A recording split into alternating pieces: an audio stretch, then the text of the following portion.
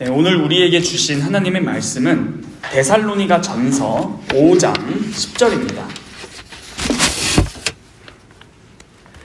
데살로니가 전서 5장 10절입니다. 다 찾으셨으면 제가 하나님의 말씀을 받들어 봉독하도록 하겠습니다. 예수께서 우리를 위하여 죽으사 우리로 하여금 깨어있든지 자든지 자기와 함께 살게 하려 하셨느니라. 아멘.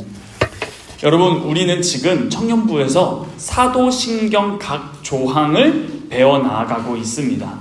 우리 사도신경은 12조항으로 되어 있습니다. 여러분들이 잘 고백하시다시피 전능하사 천지를 만드신 하나님 아버지를 내가 믿습니다. 첫 번째고요. 두 번째가 그 외아들 우리 주 예수 그리스도를 내가 믿습니다. 이게 두 번째 조항이겠죠.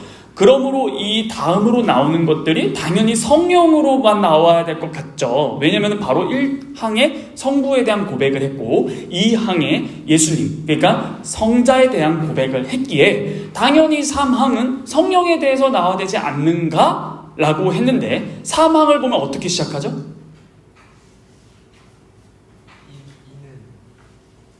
동정녀 마리아에게 나셨음을 배웠었고요. 그 다음이 뭐죠? 4항이? 본디오 빌라도에게 고난을 받으사 십자가에 못 박혀 죽으시고, 자, 여기까지 배웠었어요. 그런데 오늘은 그럼 뭘까요? 이어서 하면은 죽으시고 뭐 하나 빠졌죠? 장사되셨다까지만 배울 거예요. 근데 이게 너무 중요해서 오늘은 정말 귀 기울여 들어주시기를 바랍니다. 오늘은 중요한 만큼 굉장히 딥하게 또 들어갈 수 있을 것 같아요. 오늘 굉장히 중요합니다. 그리고 너무 중요한 건 알겠는데 나랑 무슨 상관이에요에 대한 대답도 다 들어갈 거예요. 이 사도신경 우리가 잘 알아야 되기 때문에 우리가 배워가고 있습니다. 자, 우리 유인물 한번 보시죠. 유인물 보시면 41, 2, 3까지 4개의 문답이 있습니다. 자, 한번 쭉 먼저 읽어보고 진행하도록 하시죠. 40문 읽겠습니다. 그리스도는 왜 죽으시기까지 낮아져야 했습니까? 답.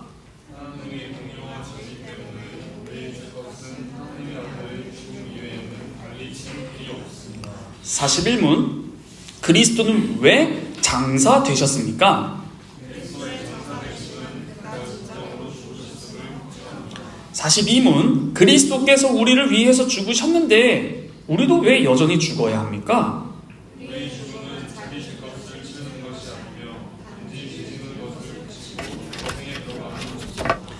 그리스도의 십자가의 제사와 죽으심에서 우리가 받는 또 다른 유익은 무엇입니까?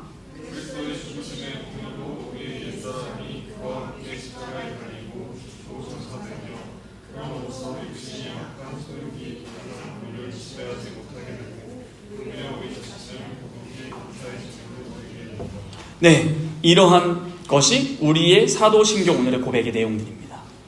자, 여러분 40문을 보시면요, 답을 보시면 뭐 때문에 라고 나오죠? 예수님은 왜 죽으시기까지 낮아져야 했어요? 라는 질문에 대해서 답이 첫 번째 줄이 뭐냐면 하나님의 공의까지는 우리가 배웠죠. 이게 왜 하나님의 공의가 뭐예요? 간단히 말하면 하나님은 공의로우십니다 라는 말의 의미가 뭐예요? 예, 하나님의 공의란 죄에 대해서 추호도 양보함 남김없이 반드시 다 벌한다가 하나님의 공의예요. 이거는 놀랍게도 이스라엘이라고 해서 예외는 아닙니다. 여러분 출애굽기를 읽어보셨으면 아실 거예요. 10번째 재앙이 무슨 재앙이었죠? 장자가 죽는 겁니다. 그랬을 때 이스라엘은 이스라엘 이어서 살았나요? 아니면 다른 방법으로 하나님의 그 진노를 받지 않았나요? 다른 방법이 뭐죠? 문설주 임방의 양의 피, 어린 양의 유월절 어린 양의 피를 바름으로 살았는 거죠. 그러므로 이스라엘이 만약 그거를 안 발랐으면 어떻게 됐다라는 거예요? 죽었다라는 겁니다. 그러므로 여기서 알 수 있는 것은 이스라엘의 하나님이시니까 이스라엘은 이런 거였죠. 이스라엘 잠깐 나가 있어. 넌 잠깐 열외. 이런 개념이 아니라는 겁니다. 하나님의 공의는 실제로 성경을 쭉 읽어보면 이스라엘이 범죄해요? 안 해요? 해요. 그러면 이스라엘이니까 라고 하세요? 아니에요. 치십니다. 자신의 장자 이스라엘도 치세요. 자, 이걸 통해서 알 수 있는 것은 하나님은 죄를 끔찍이도 싫어하신다라는 것이에요. 그러므로 예수님이 죽으심이 하나님의 공의에 대한 신인, 완전한 하나님이시오 완전한 사람으로서 만족시키셨구나. 하나님이셔야만 하고 또한 사람이 죄를 지었기 때문에 사람이어야 되는 걸 우리 이거 배웠었어요. 그런데 다음에 뭐가 나와요? 공의와 진리 때문에 라는 거예요. 여러분, 진리가 뭡니까? 여러분, 각주 한번 봐보시겠어요? 이 진리 때문에가 각주 1번이죠? 각주 1번 봐보세요. 성경 어떤 거 구절 나와 있죠? 창세기 2장 17절은 무슨 내용이십니까? 창세기 아직 3장 안 넘어갔어요. 2장. 창세기 2장 17절이 무슨 내용이에요? 선악을 알게 하는 나무를 내가 먹으면 죽는다. 반드시 죽는다. 죽는다. 저 강조하는 거잖아요. 반드시 꼭 죽는다. 자, 그렇다면 여기서 진리란 뭐냐면은 진리는 하나님의 말씀입니다. 그렇죠? 이 진리이신 하나님의 말씀은 인간의 죽게 된 원인을 알려주는데, 진리인 하나님의 말씀을 통해서 인간이 왜 죽게 되었는가 했을 때 하나님의 말씀에 의거하면 언약을 지키지 못하면 죽는다라고 말씀하셨기 때문이에요. 하나님이 이렇게 해라 하지 말아라 하신 것을 어기면 죽습니다. 근데 이 선악과 명령을 잘 보면 먹으면 정령 죽으리라 해서 먹지 않으면 산다라는 것이 명백히 나와 있진 않지만, 놀랍게도 창세기 3장에서 아담과 하와가 범죄한 후에 선악과를 먹음으로 어떻게 될까 하노라라는 말이 뭐라 나와 있느냐면 영생할까 하노라라고 나와 있습니다. 그러므로 창세기 3장에 의거해서 다시 2장을 보면은 선악과라는 것과 생명나무라는 것이 에덴 동산에 있었는데, 선악과를 먹으면 죽음이라는 것을 선언되었다라는 것은 분명히 안 먹으면 산다라는 것도 충분히 추리할 수 있는 여건이 됩니다. 여기에서 바로 생명나무라는 것은 무엇일까라는 의구심이 들어야 정상이에요. 그러므로 여기서 핵심은 뭐냐면 언약을 어긴 것에 따라서 형벌이 내려지는 것이 곧 하나님의 진리를 따르는 일이다가 됩니다. 다시, 하나님의 진리는 말씀이에요. 하나님의 말씀에 따라 하나님의 명령을 어기면 진노 받는다, 형벌 받는다, 죽는다에 따라 죽어야 하나님의 진리를 따르는 일이 됩니다. 자, 근데 이 하나님의 말씀에 의거해서 죽는 건데 하나님의 말씀은 이것만 있지 않아요. 창세기 3장 15절 프로토 에반겔리온, 즉 원시 복음에 의하면 여자의 후손이 와서 뱀의 머리를 박살낼 것이다 라는 첫 번째 복음 선포가 이루어집니다. 이 또한 진리입니다. 하나님의 말씀이니까요. 그러므로 이 예수 그리스도의 죽으심은 하나님 앞에서의 공의를 만족시키는 거에 더불어 하나님의 진리, 즉 하나님의 말씀의 창세기부터 계시록까지의 전포괄적인 그 약속에 따라 우리의 죄값으로 인해 하나님의 아들이 죽는다라는 것입니다. 자, 놀랍게도 여러분들이 이 성경 외에는 예수님의 성육신의 이유와 의미가 잘 안 나타나 있어요. 자, 이게 무슨 말이냐면은 히브리서에서만 예수님의 사역이 나옵니다. 여러분, 이거, 자, 예수님이 왜 죽으셨을까라고 했을 때 왜 죽으셨을 것 같으세요? 우리의 죄 때문에. 자, 그럼 히브리서 2장 14절로 한번 가보시죠. 히브리서 2장 14절.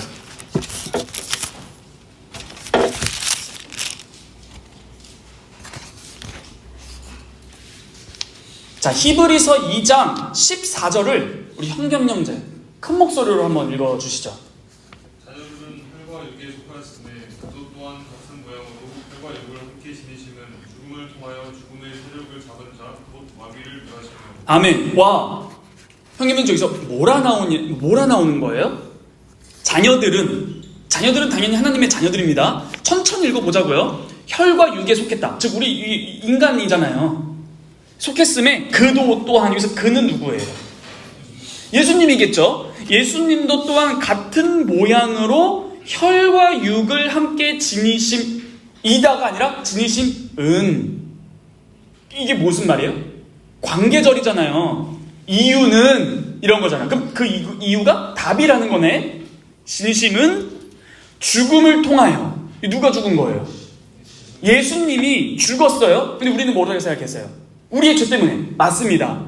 그런데 우리가 지금 알고 있는 거는 유인물을 통해서 알 수 있는 이 진리 때문이라는 걸 좀 살펴보는 거예요. 죽음을 통하여. 그럼 자연스럽게 우리가 알고 있는 개념으로는 뭐가 나와야 돼요? 아, 우리 죄를 사셨구나, 이렇게 나와야 되잖아요. 근데 여기서 뭐라 나와요? 죽음을 통하여 죽음의 세력을 잡은 자 마귀를 멸하려. 예수님께서 왜 죽으셨다고요? 하나님의 공의를 만족시키기 위함입니다. 정답. 진리가 뭐예요? 하나님의 말씀입니다. 근데 창세기 2장 17절과 창세기 3장 15절에 의하면 범죄한 인류는 당연히 죽어야 된다, 안 죽어야 된다? 죽어야 된다. 근데 거기서 하나님의 말씀이 끝났어요? 창세기 3장 15절 원시복음 프로토 에반겔리움을 보면은 여자의 후손이 그 장본인 뱀의 머리를 박살낸다, 이렇게만 딱 나와 있어요. 근데 이 히브리서 2장 14절에 의하면은 그 뱀의 머리를 어떻게 부신 거예요? 마귀를 멸하려 했대요. 어떻게 멸했어요? 이 성경을 보면 죽음으로. 그러니까 이런 거예요. 죽음으로 죽음을 죽인 겁니다. 죽음으로 죽음을 죽인 거예요. 왜요? 부활하셨잖아요. 사망아, 너가 쏘는 게 어딨냐? 쏴봐. 안 죽어요. 죽음의 세력을 잡은 그 마귀를 이긴 건데 어떻게 이겼다? 칼로 찔러서 죽음으로 이겼다. 여러분, 이거 아셨습니까? 그러니까 예수 그리스도의 십자가 죽음의 사건은 두 가지예요. 뭐예요? 우리를 죄에서 해방시키는 것인 동시에 마귀로부터의 해방이다. 왜요? 죽음의 세력을 가진 그 마귀를 멸하려고 죽음으로 죽음을 죽인 거예요. 오, 이게 진리입니다. 그래서 다시 한번 읽어볼까요? 자신문 답. 이 그리스도는 왜 죽기까지 낮아졌어야 했어요? 답. 하나님의 공의. 이거 우리 안 알아요? 근데 진리 때문에. 우리의 죄값은 하나님의 아들의 죽음 이외에는 달리 치를 길이 없습니다. 와, 그렇구나. 이게 놀라운 거예요. 우리의 죄값뿐만 아니라 그 죄, 사망의 세력을 잡은 자, 곧 마귀를 멸하려. 그러니까 우리는 내적 죄뿐만 아니라 외부 세력으로부터 내외 다 해방입니다. 이해되시죠? 좋습니다. 자, 그리고 여러분, 사도신경 4조항, 빌라도에게 고난을 받으사 십자가에 못 박혀 죽으시고 죽었네? 그 다음 뭐라고 나와요? 아니, 좀 반복되는 것 같지 않으세요? 십자가에 달려 죽으시고 부활하시고 이렇게 하면 되잖아요. 근데 죽으시고 장사되시고, 굳이 또 죽은 건데 왜 장사됐다라는 걸 굳이 말해? 이게 포인트예요. 죽었잖아요. 그런데 41문 볼까요? 유인물. 그리스도는 왜 장사? 여러분 이 이거 쌍터표 있죠? 나온 이유가 뭐냐면 사도신경 그 순서대로 때문에 강조해서 그래요. 위에 40문에서 죽으시기, 그 다음 장사. 이게 사도신경 구조잖아요. 그래서 왜 장사 되셨습니까? 답 읽어주세요.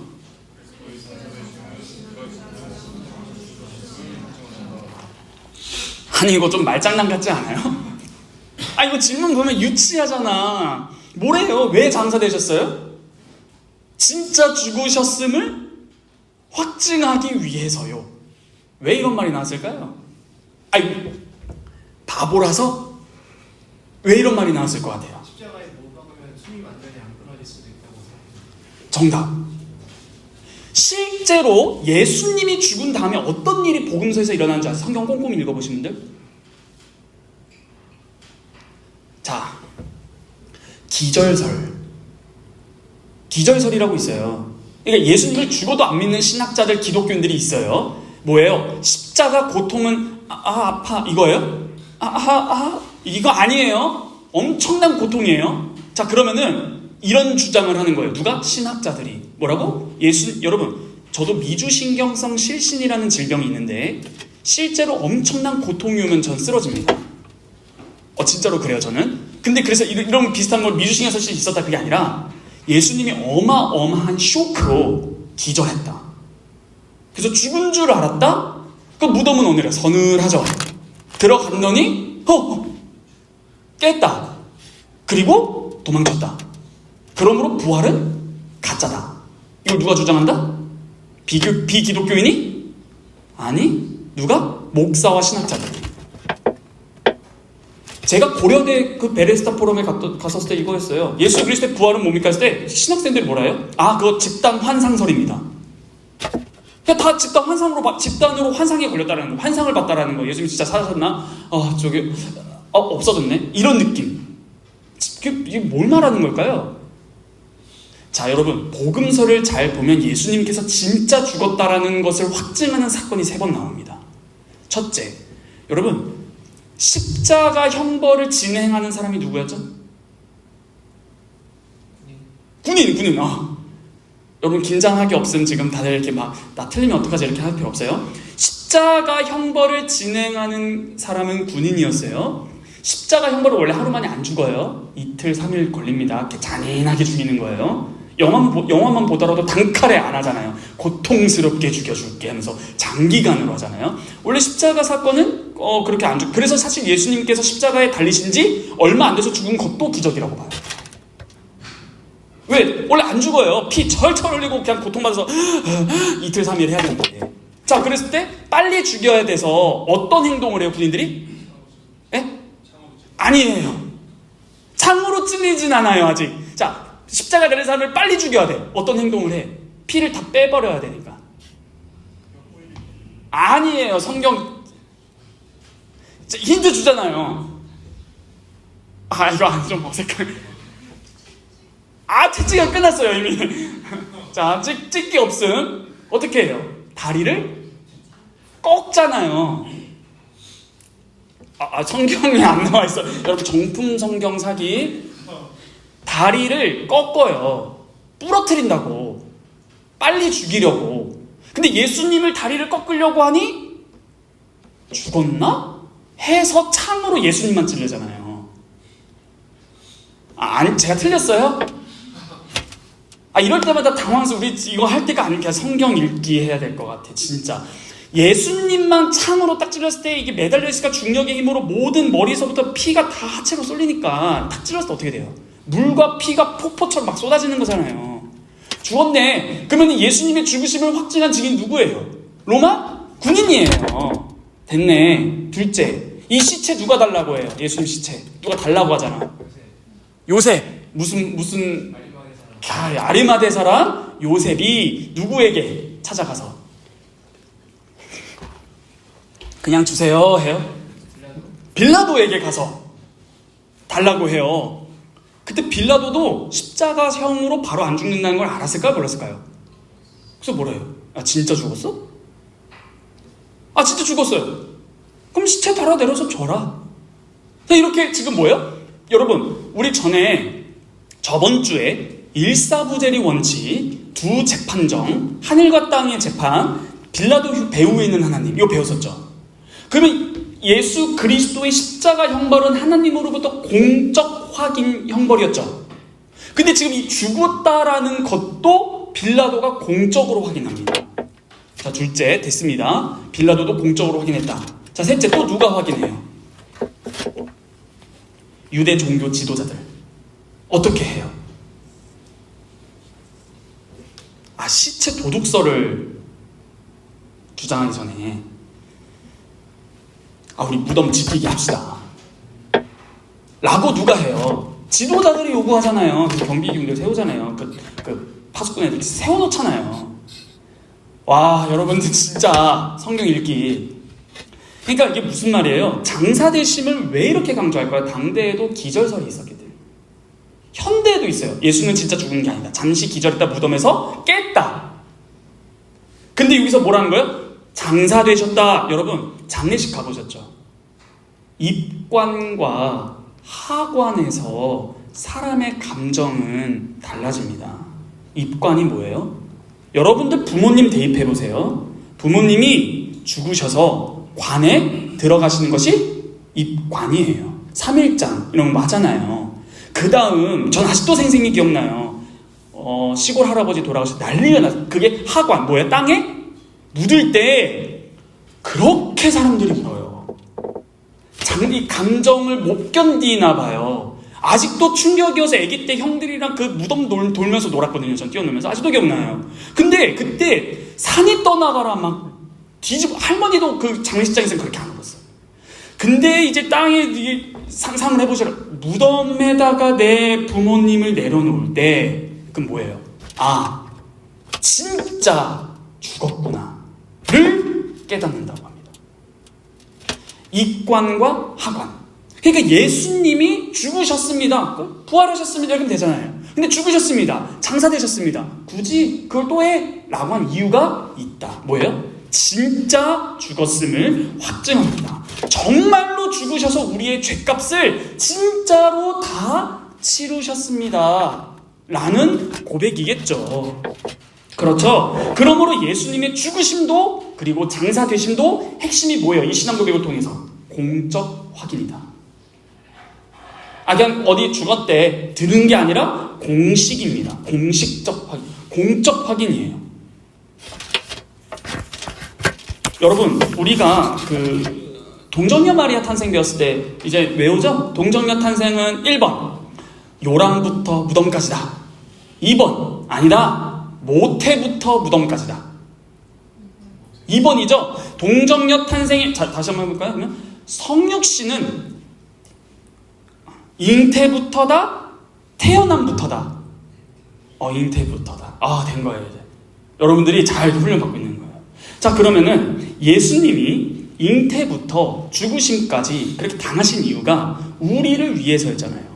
그래서 실제로 흙으로 돌아간 사람들을 구원하기 위해서 흙으로 돌아가신다는 거예요. 자, 그러니까 우리를 구원하시기 위해서 친히 모태로도 낳으심으로도 사심으로도 고난을 받으심으로도 죽으심으로도 다 우리와 똑같은 그 죄의 삭세의 과정을 다 경험하셨다. 장사되셨음의 두 번째 의미는, 첫 번째는 공적 확인이었는데 두 번째는 우리랑 똑같은 위치로 내려가심. 왜? 우리를 그곳으로부터 구원하시기 위해서. 이게 핵심입니다. 그분이 장사되신 것은, 하관은, 물론 당시에 하관은 아니게 돌무덤이니까요. 하관은 이유가 뭐다? 진짜 죽으셨음에 대한 공적 확인뿐만 아니라 거기로 들어갈 우리들을 구원하시기 위함입니다. 죽음이 두렵습니까? 전 안 두려워요. 이런 진리를 배우고 나서. 괜찮아요. 암 말기 사기 하면 막 하늘이 무너집니까? 인간이어서 무너질 수 있겠지. 근데 그것도 적당히 해야죠. 왜? 그게 좀 있으면 나와요. 왜 두렵지 않을 수 있는가?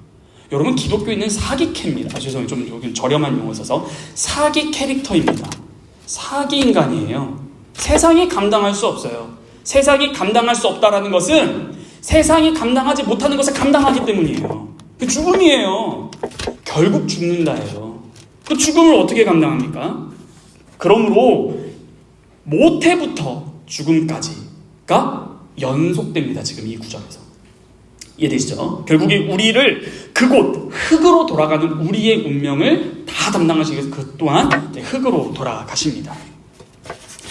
왜 들어가셔서 그럼 거기서 끝났냐 했을 때 그렇지 않고 무덤의 문을 여시고 부활하셨죠. 이게 굉장히 중요한 거죠. 자, 그러면은 모태, 태어남, 사심, 고난, 죽음, 흙으로 장사, 그 다음 그분은 부활하셨죠. 그럼 이런 모든 과정이 본인을 위해서, 예수님 본인을 위해서가 아니라 우리를 위해서라고 했죠. 그럼 그분의 부활은 또 무슨 보장이 되는 거예요? 우리도 부활한다. 그러므로 그분의 부활하심을 봄으로써 우리도 부활한다라는 것을 증거할 수 있고 확증할 수 있다. 그래서 예수 그리스도의 부활 사건은 굉장히 중요합니다. 그분의 부활이 부활했네, 살았나 보다, 야 어떻게 과학적으로 해, 이런 접근이 아니라 왜 죽으셨지? 그리고 왜 부활하셨지? 여러분 따라해봅시다. 무엇으로? 자, 이거 잘 기억하시면 돼요. 무엇으로? 이게 무슨 말이냐면 믿음에 대한 내용이에요. 여러분 예수님 믿으세요? 아멘. 예수 믿으시죠? 아멘. 그러면 이렇게 무엇을 뭐가 들어가요? 자, 예수님을 믿습니다. 무엇을? 이 무엇을이 뭐예요? 누구를 이라고 바꿔도 되겠죠. 예수님을. 그 다음? 무엇으로? 아니죠. 예수님을 무엇으로 믿냐? 누구로? 그러니까 누구로 믿냐? 그래서 이 누구로에 지금 우리 사도신경이 다 들어가 있다는 거예요. 누구로 믿습니까? 동정녀 탄생하셨습니다. 이렇게 믿습니다. 이것도 믿음이에요. 그러면 그게 왜 우리에게 중요한 믿음입니까? 모태부터 무덤까지. 이렇게 말할 수 있는 거죠. 유일한 중보자. 여러분, 동정녀 탄생은 무슨 탄생? 중보자 탄생이다. 우리가 이런 걸 명확히 알아. 이게 뭐예요? 무엇으로? 너 예수님 누구로 믿어? 나 예수님 믿는데? 그러니까 예수님을 누구라고? 난 예수님 믿어. 이게 뭐예요? 이거 순환 논리지. 예수님을 난 예수님으로 믿어. 그러니까 예수님이 누군데? 예수님은 예수님이지. 말장난하지 말고 예수님이 누구시냐 했을 때 여러분 이단들도 다 예수님 믿어요. 신천지 예수님 안 믿어요? 신천지 예수님 믿어요. 누구를까지는 믿어요. 누구로를 안 믿어요. 신천지는 예수님이 하나님이라 믿어요, 안 믿어요? 안 믿어요. 누구로 안 믿어요. 이해되시죠? 그러므로 우리의 믿음을 정확하게 확인하기 위해서는 무엇으로가 중요하다. 그러므로 우리가 사도신경을 왜 해요? 여러분들의 신앙이기 때문에 그래요. 정리합니다. 첫 번째, 공적 확증. 두 번째, 우리의 모든 과정에 참여함. 됐죠? 자, 됐습니다. 자, 그런데 이 42문이 되게 재밌어요. 42문. 제가 문 읽을 테니 다 읽어주시길 바랍니다. 문 읽겠습니다. 그리스도께서 우리를 위해서 죽으셨는데 우리도 왜 여전히 죽어야 합니까? 답. 우리 죽은 것은 자기 죄값을 치르는 것이 아니며 같이 지시는 것을 거치고 공로하는 것입니다. 이 질문 되게 애기 같지 않아요? 예수님 죽으셨는데 우리 왜 죽어요? 아닌가? 이 질문 안 웃겨요? 여러분 웃겨요, 안 웃겨요? 웃겨요? 자, 그럼 이거에 대해서 이 답이 없다 치면 뭐라 대답할 거예요? 예수님이 우리 위해서 죽으셨잖아요. 자, 여러분 질문해볼게요. 두 가지만 잘하면 이 질문이 되게 심오해집니다. 자, 왜 죽어요, 사람은? 로마서에 따르면 죄의 삭슨? 오케이. 자, 죄를 지었기 때문에 죽는다. 됐죠? 그럼 예수님은 왜 죽으셨어요? 나의 죄를 대신해서. 오케이. 그러면 합쳐볼까요? 죄 지어서 죽고 우리 죄를 위해서 다 완전하게 성취하셨는데 우리는 왜 죽어요? 이 질문이에요. 안 웃겨졌어요. 대답해 보십시오. 예수님이 우리 죄를 다 사하셨습니까? 아멘. 그럼 왜 죽어야 하는 게 뭔데? 죄의 삭슨 사망이라며. 죄가 없는데 이제 안 죽어야 되는 거 아닌가? 이게 가벼운 질문이 아니에요. 가볍게 질문했는데 굉장히 생각할수록 이렇게 돼요. 이거 어린 유치부나 유년부에서 이거 질문하면 이렇게 믿어 이거 이렇게 할 거예요? 여러분 이거 여러분 생에서 이런 질문 안 받을 거라 확신 못합니다. 다시 죄의 삭슨 사망인데 우리 죄를 위해서 죽으셨는데 우리는 왜 죽습니까? 이 논리잖아요. 볼까요? 왜 우리는 여전히 죽습니까? 답. 예, 읽어주세요. 답.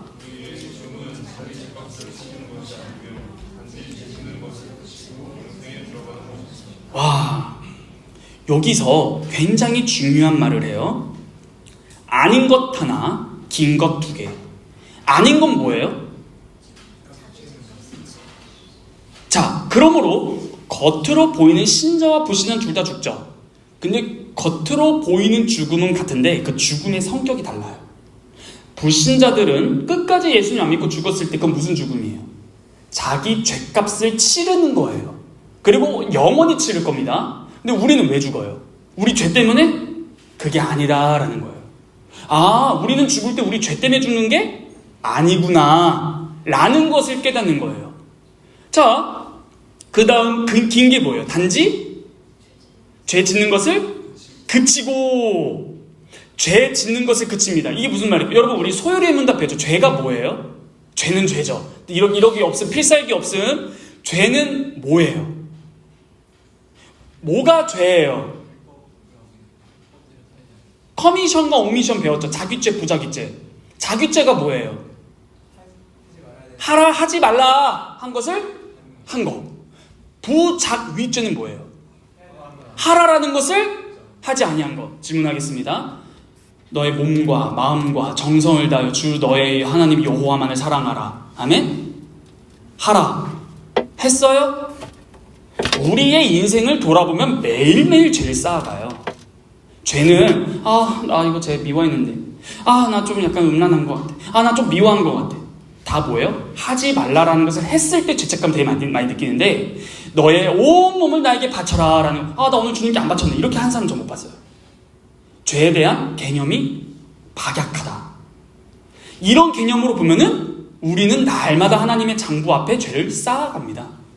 그러므로 참된 기독교인들이란 자신의 삶에서 하나님의 뜻에 순종하지 못한 자신을 철저하게 보는 것. 신앙이 성장할 때의 특징은 죄에 대해서 굉장히 예민해지고 민감해집니다. 어느 정도냐면 꿈을 꿨을 때 안 좋은 꿈, 그러니까 단순히 개꿈 그런 게 아니라 그 꿈 자체도 하나님의 율법에 의거해서 비춰봤을 때 범죄한다면 그것으로도 회개하는 사람이에요. 그 정도, 그건 꿈이니까 라고 넘길 수도 있어요. 그러나 기독교인이 성장하면 죄에 대해서 되게 민감해집니다. 예민해집니다.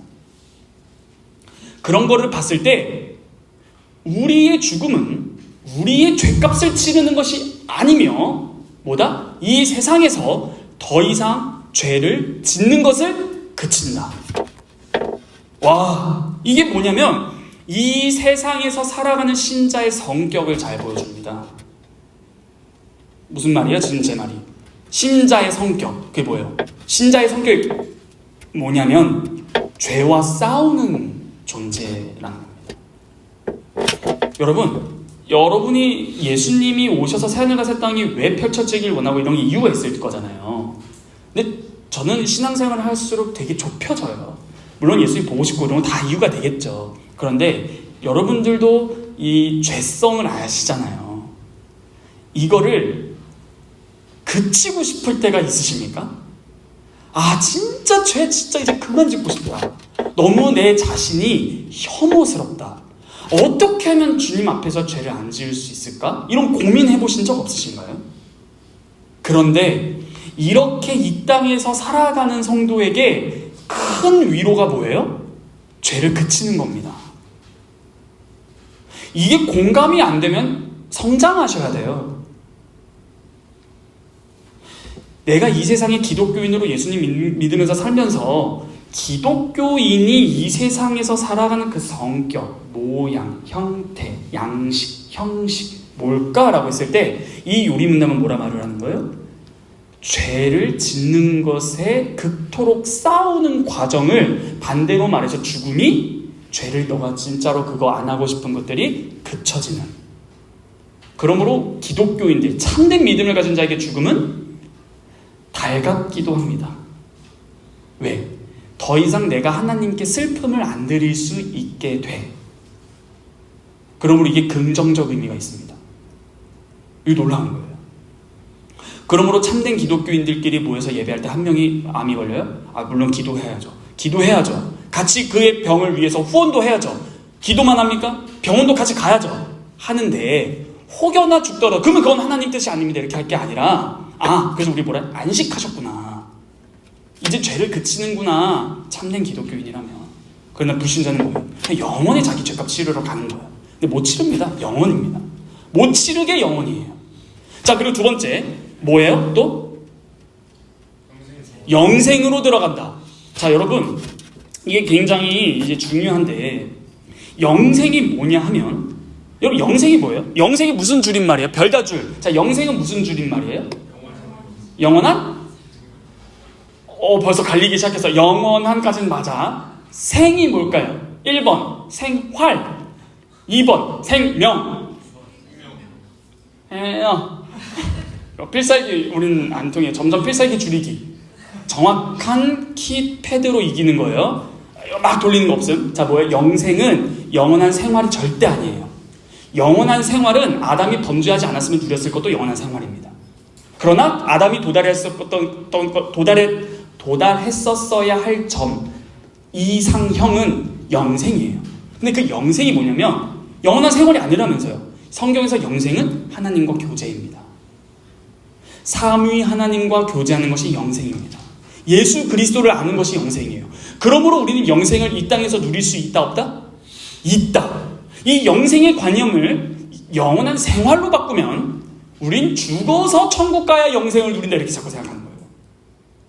영생은 하나님과 교제이면 이 땅에서도 그 영생을 누려라 라는 말이 됩니다.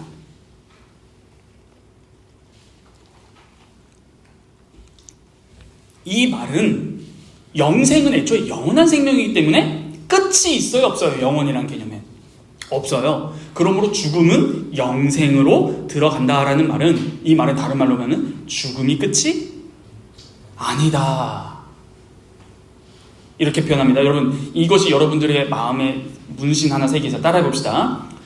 죽음은 외우기 죽음은 영광으로 들어가는 관문이다. 아멘. 내 부모님이 신앙생활을 열심히 하셨으면 좋겠는 그 마음의 이유는 그 관문이 죄값을 치르는 관문이 아니라 안식하시고 영생을 즉 하나님과 기쁘게 교제하는 그곳으로 들어가심을 알 때 그게 바로 기독교 세계관적 효입니다.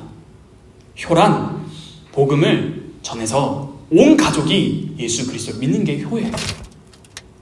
왜요? 영원하기 때문입니다. 영원한 효입니다. 우리는 일시적인 효를 하지 않아요.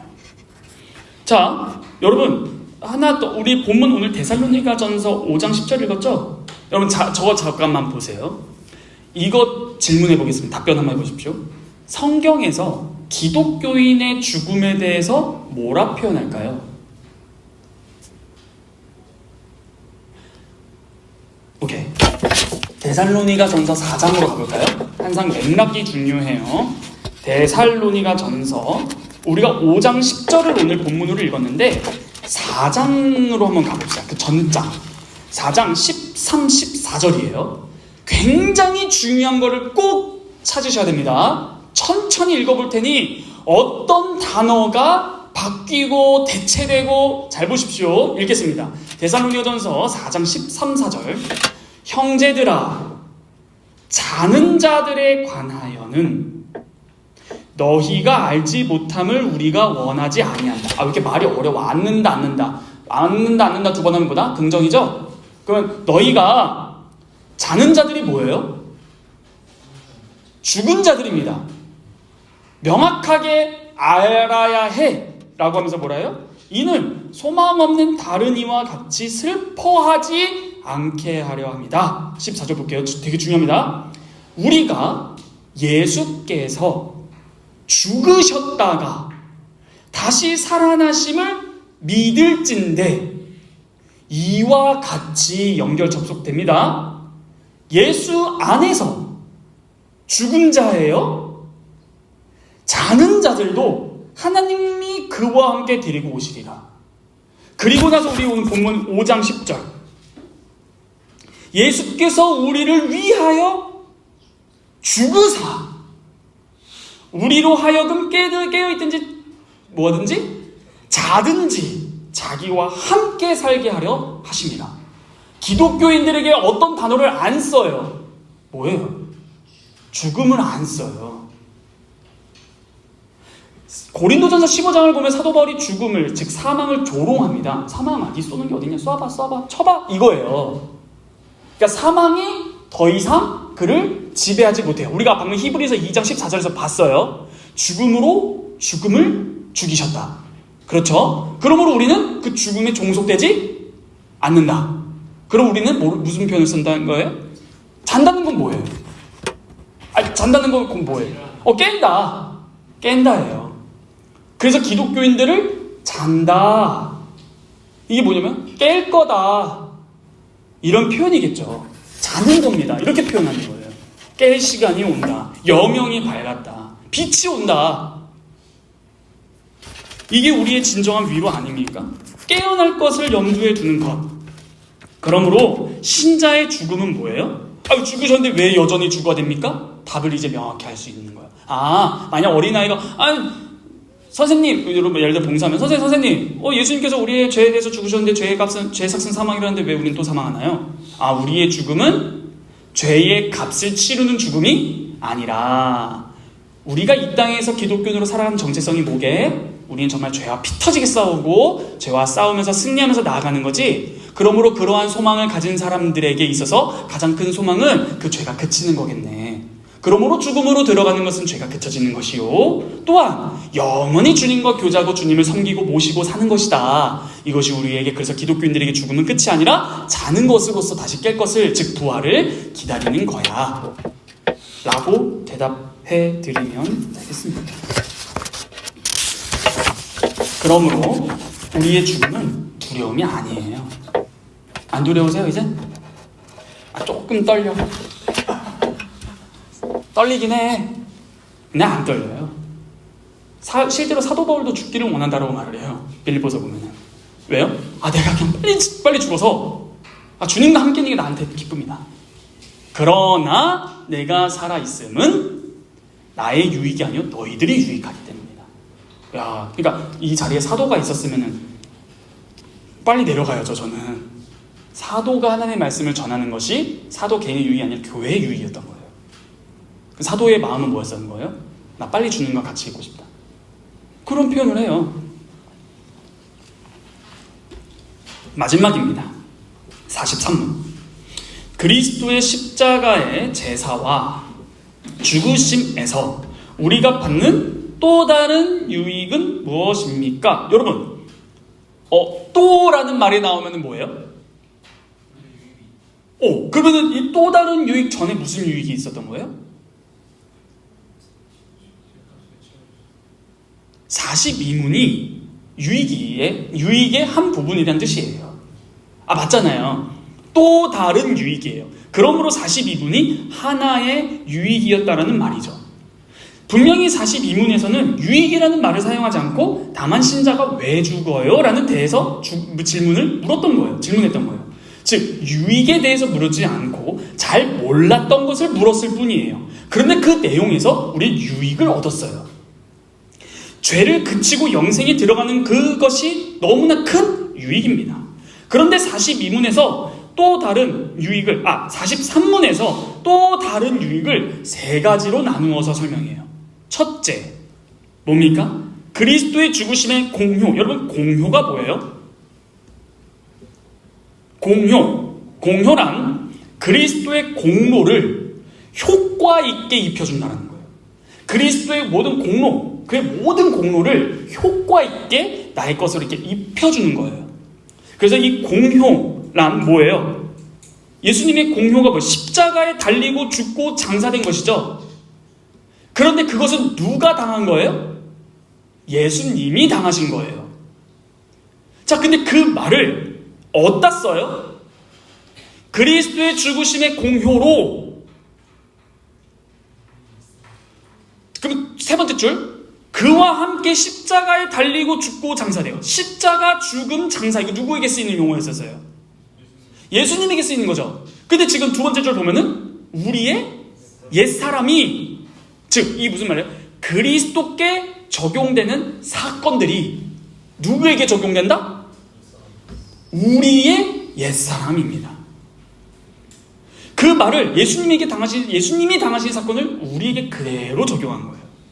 그 결과 두 번째, 그럼으로써 육신의 악한 소욕이 더 이상 우리를 지배하지 못한다가 두 번째. 세 번째가 오히려 우리 자신을 이제 그분께 감사의 제물로 드릴 수 있게 되었습니다. 여러분, 저 한번 보시죠. 금방 이제 마무리하도록 하겠습니다. 이 개념은 바울 신학에 있어, 여러분이 성경을 읽는 것에 있어서 굉장히 중요한 개념이에요.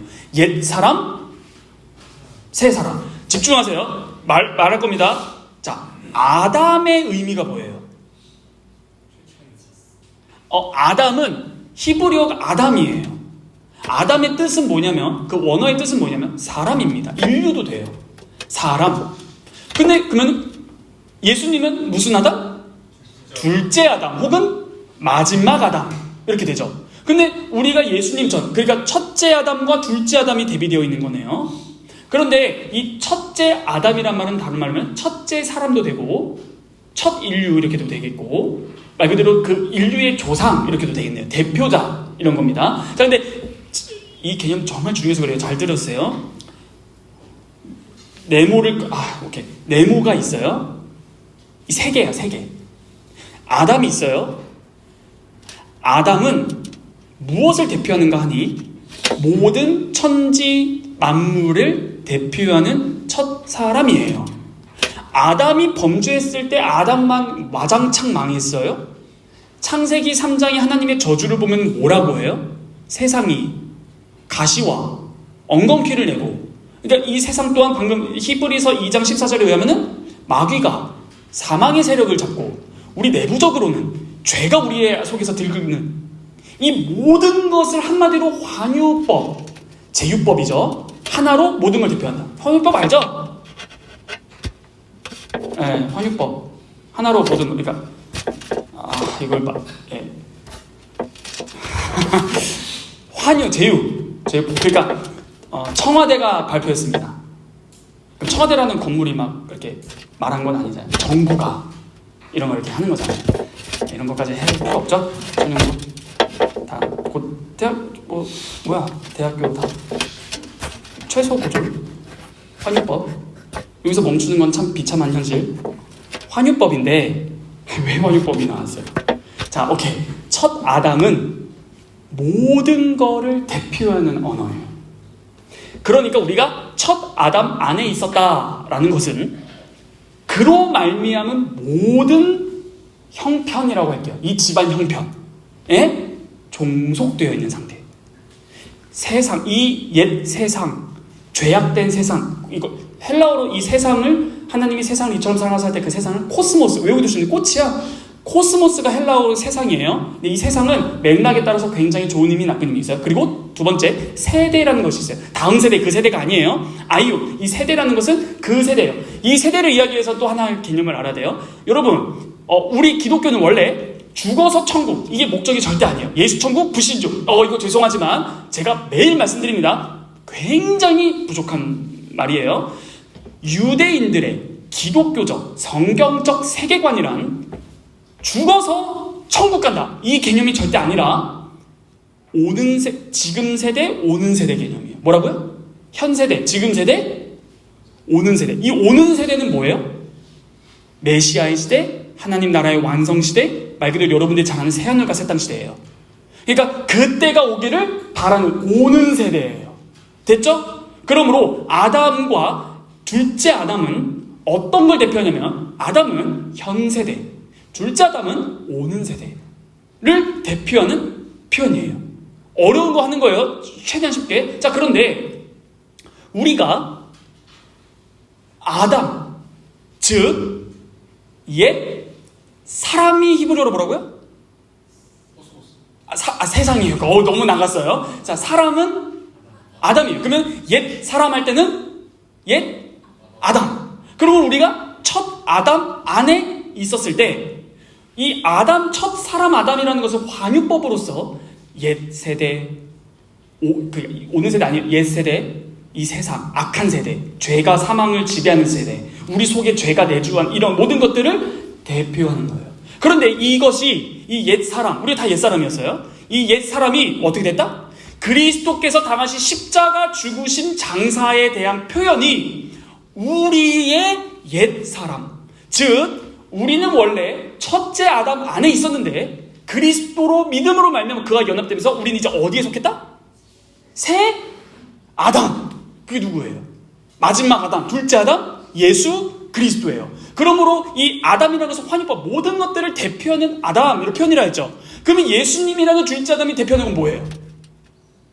그거 그대로 반대로 하면 돼요. 죄가 없고 사탄이 지배하지 않고 그리스도가 지배하며 새하늘과 새 땅이고 모든 하나님의 완성이다. 그게 무슨 아담? 둘째 아담, 그리스도를 말할 때 뒷 배경, 백그라운드의 개념이다라는 거예요. 그러므로 우리가 누구에게 속했어요? 새 아담, 둘째 아담, 예수 그리스도 안에 있습니다. 그래서 오늘 본문도 그리스도 안에서 잠자는 자들이라거나 그렇게 표현하는 거예요.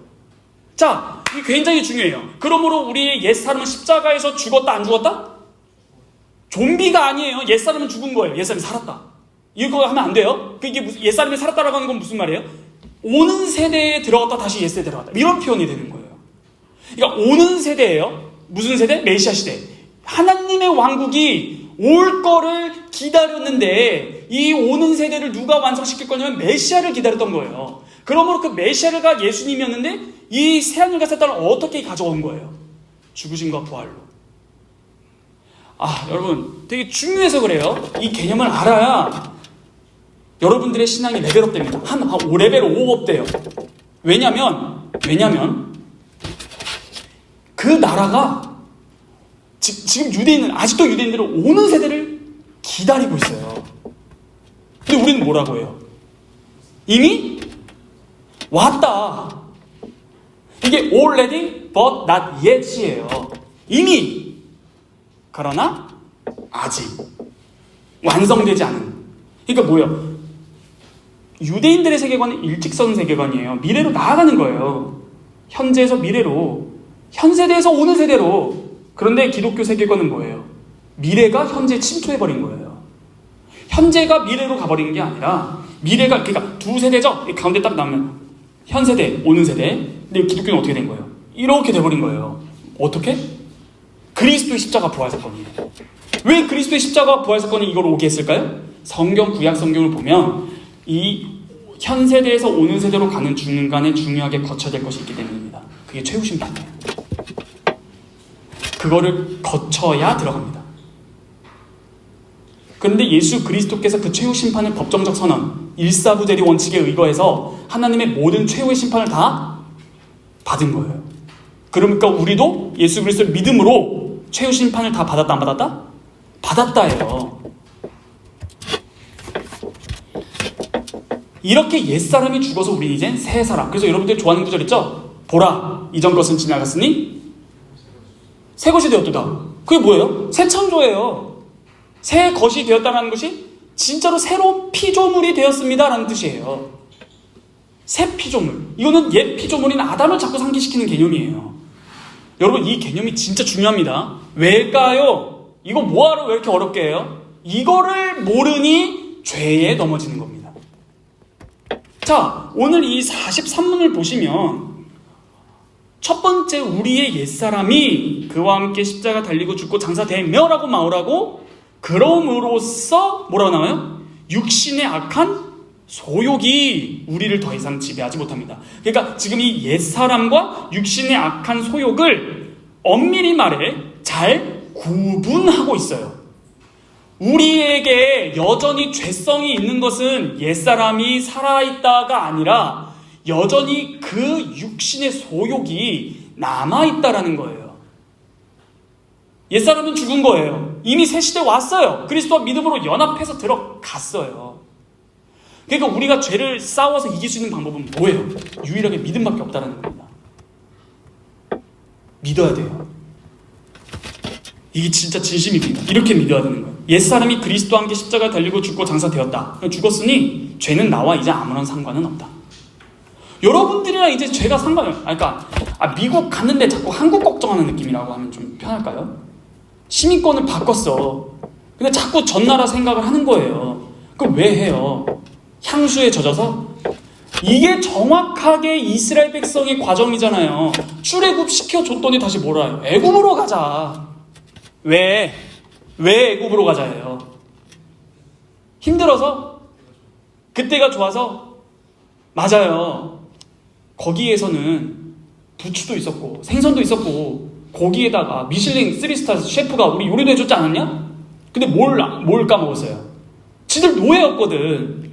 오늘날 기독교와 똑같아. 우리가 왜 죄 짓는 줄 아세요? 죄를 지을 수밖에 없어서가 아니에요. 돌아가는 겁니다. 왜? 죄는 항상 쾌락과 기쁨을 진짜로 줬기 때문이에요. 돌아가자. 그때 좋았잖아. 그래서 나오는 말이 뭐예요? 죽기 전에 예수님 믿을 거예요. 이딴 소리 하고 있는 거예요. 우리를 빼줬더니 만나만 되려. 질겅질겅. 이거 적당히 해야지. 이런 느낌으로 계속 하나님을 반역했던 것이 이스라엘의 역사 아닙니까? 우리는 구원을 받은 거예요. 그런데 왜 죄를 지을까? 좋아서입니다. 여러분 이런 기도하지 마세요. 주님 제가 어쩔 수 없어서 죄 지었습니다. 아니요. 이 주님 말 이거 맞나요? 누칼협? 맞아요 이거? 누가 칼로 협박이라도 했어? 죄는요 여러분들이 좋아서 짓는 겁니다. 어쩔 수 없었어. 주님 어쩔 수 없었어. 속마음 들여다보면 자기가 원해서 짓는 거예요. 그러므로 이게 뭐냐면은 내가 원하지 않으면 안 짓습니다. 그럼 어떻게 안 원해요? 여전히 죄성이 막 뿜뿜뿜 올라오는데 더러운 욕망들이 막 올라오는데 뭐라고요? 뭘 믿어야 된다? 그게 예수님 안 믿어서예요. 죄랑 싸울 수 있는 모든 환경, 상황, 여건, 조건들을 다 마무리해놨다. 이런 거 비행기 티켓팅 해놨으니까 그냥 들어가. 그러면 비행기 타는 거야. 이거를 못 믿는 거예요.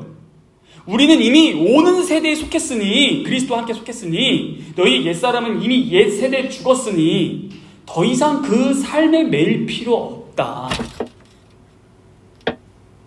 그렇게 살지 않아도 된다.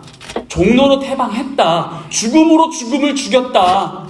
더 이상 그 사탄의 종로를 안 한다. 이제 의의 종로를 해라. 죄를 안 지을 수 있다. 육신의 소욕 남아있다. 오케이. 이길 수 있다. 어떻게? 믿음으로. 내가 그리스도와 함께 이미 들어갔다. 거기에 걸맞는 시민생활을 할 수 있다. 이래서 이 논리로 43문의 마지막 세 번째 유익이 뭔가 하니? 그러므로 우리 자신을 죄의 지배, 죄의 종으로 내주지 않고 그분께 감사의 제물로 드리게 됩니다. 이게 유익이라는 거예요. 나는 그리스도와 함께 죽고 함께 부활했다. 이렇게 말하는 거죠. 이제는 나 주님 죄의 종로를 타지 않습니다. 이거 억지로 하는 거 아닙니다. 이제 난 적극적으로 의의 종로로 탈 겁니다. 주님께 내 자신을 감사의 제물로 드릴 수 있습니다. 이것이 뭘까요? 두 글자로 찬송이요 헌상입니다. 여러분 이게 불신자는 이 세 번째 고백 절대 못합니다. 할래야 할 수가 없어요. 왜요? 연속되기 때문이에요. 우리가 주님께 감사의 제물로 우리의 삶을 드리는 것의 전제는 애굽으로부터 나와야 돼요. 먼저 나와야 섬기는 거예요. 그러므로 그리스도의 십자가 죽으심 장사라는 것이 그리스도 사건으로만 한정시키는 것이 아니라 우리도 함께 십자가에서 죽고 장사되었다라고 말하는 거예요. 우리도 같이 죽었다. 그러므로 이제는 나는 내가 사는 것이 아니요 내 속에 사는 그리스도가 사시는 것이니 이제는 그리스도의 뜻대로 나는 살 수 있게 되었다. 그런데 왜 그렇게 안 사는 거예요? 내가 안 살고 싶어서 안 사는 거라고요. 어쩔 수 없이 막 질질 끌려가서 살고 싶은데도 못 사는 게 아니라 내가 그렇게 안 살고 싶은 거라고요. 그냥. 그래서 적극적으로 여러분들의 삶을 주님께 드리십시오. 놀랍게도 드려야 주님의 것이 됩니다가 아니라 이렇게 말하는 거예요. 주님의 것이니 주님의 것으로 드려라. 그러니까 직설법이 먼저고 명령법이 그 다음이에요. 이거 바꾸면 안 돼요. 직설법이 뭐예요? 너는 무엇이다. 명령법. 그러므로 이렇게 해라. 이걸 바꾸면 어떻게 돼요? 율법주의가 됩니다. 너 이렇게 해라. 그러면 이렇게 된다. 이렇게 지키면 주님의 자녀 된다. 이거 율법주의예요. 이 순서 절대 바꾸면 안 돼요. 너는 이미 하나님의 자녀이니 선언이에요. 그러므로 자녀답게 살아라. 너는 이미 의의 종로를 탈 수 있는 의의 상태이니 의의 아들이니 의의 삶을 살아라. 너가 이렇게 됐으니 이렇게 해라. 즉 세 번째 고백. 아 그렇습니까? 주님께 감사의 제물로 나의 삶을 드립니다는 직설법이 먼저여야 된다. 즉 죄에서 내가 해방이 돼야 살 수 있다는 거예요. 불신자는 못할 뿐만 아니라 안 합니다. 할 수가 없어요. 그냥 죄에 살고 있는 게 애굽에서 종로로 타는 게 최고입니다. 죽음은 당연한 거죠, 아닌가? 그냥 세포가 다 나이 다해서 죽음은 자연스러운 거야. 과학적 진리도 몰라? 이렇게 살아가는 거예요. 죽음 이후에 뭐가 있는지 몰라요. 경험주의, 과학주의 뭐예요? 눈에 보이는 것만 하겠다.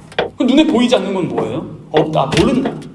뭘 몰라. 성경은 명확히 말해요. 죄 삭은 사망입니다. 그 이후에 영원히 형벌을 받을 거예요. 그러므로 주님께 자신의 전부를 드리는 자는 죄로부터 구원 얻은 주의 백성만 누리는 특권입니다. 다른 말로 해볼까요? 주님께 자신의 전부를 드림으로 주님의 자녀됨을 증명할 수 있다. 여러분들이 구원받은 것은 어떻게 확인하는가? 출석 체크가 아니다. 주님께 여러분들의 삶을 전부 드리는 것으로 증명된다. 그리스도의 장사 되심은 우리를 위한 것이고 그리스도의 대속의 죽음은 살아서나 죽어서나 우리의 유일한 위로입니다. 오늘 말씀을 정리하고 마치겠습니다.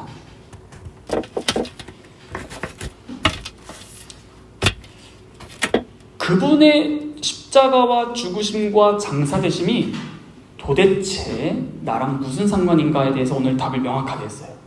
다시 정확히 말씀드릴게요. 2000년 전에 예수의 그 사건이 2000년 후에 21세기를 살아가는 나랑 무슨 상관인가? 간격이 너무 커도 너무 크다. 그러나 그의 죽으심으로 말미암아 그 모든 공로에 효과 있는 모든 능력이 우리의 입이 구비되었다입니다. 성경 한 구절 딱 읽고 마치겠습니다. 에베소서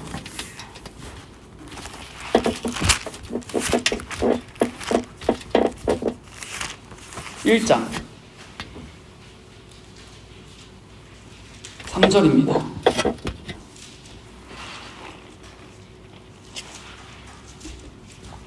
오늘 설교를 잘 들으셨으면 이 말씀이 크게 와닿으실 것이라 생각합니다. 3절 읽겠습니다. 찬송하리로다 하나님 곧 우리 주 예수 그리스도의 아버지께서 그리스도 안에서 둘째 아담 마지막 아담 안에서 하늘에 속한 모든 신령한 복을 올 복을 우리에게 주실 거야 래요. 이거 헬라어는 완료형입니다. 주셨다입니다. 주여 복 주시옵소서. 아니 이미 줬는데 우리가 못 누리는 거예요. 줘도 못해. 왜요? 믿음이 없어서입니다. 믿음이 뭐지? 무엇으로? 도대체 기독교가 무엇인지를 모르니 아무것도 우리의 삶에 변화가 없어요. 알지 못하면 믿지를 못하고 믿지 못하니 능력이 안 나타납니다. 이거 공식이에요. 근데 저 믿는데 무엇으로? 사도신경을 왜 해요? 여러분들의 고백을 명확하게 하기 위함입니다. 그러므로 그리스도의 죽으심과 장사되심이 우리에게 여러 유익을 줌을 우리는 죽으시고 장사되십니다. 아주 짧게 매주 고백하는 겁니다. 기도하겠습니다.